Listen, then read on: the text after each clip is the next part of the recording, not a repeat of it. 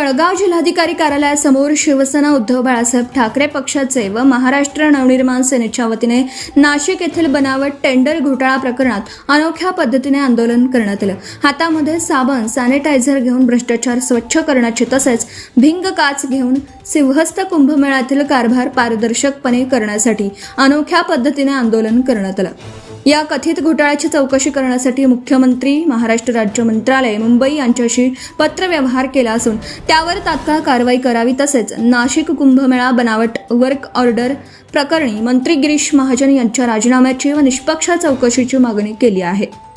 शिवसेना उद्धव बाळासाहेब ठाकरे जळगाव व महाराष्ट्र नवनिर्माण सेनेने याद्वारे आपले लक्ष नाशिक कुंभमेळा नियोजनातील गंभीर अनियमितता आणि बनावट वर्क ऑर्डर प्रकरणाकडे वेधत आहेत।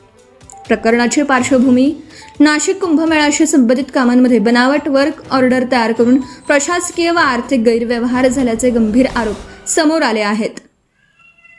सदर खाते विभाग मंत्री गिरीश महाजन यांच्या अखत्यारीत येत असल्याने आणि या प्रकरणाची पारदर्शक व निष्पक्ष चौकशी होण्यासाठी नैतिक जबाबदारी स्वीकारून त्यांचा राजीनामा घेण्यात यावा। या प्रकरणाची उच्चस्तरीय किंवा निवृत्त न्यायमूर्तींमार्फत निष्पक्ष चौकशी करण्यात यावी। चौकशी पूर्ण होईपर्यंत संबंधित मंत्र्यांचा राजीनामा घेण्यात यावा।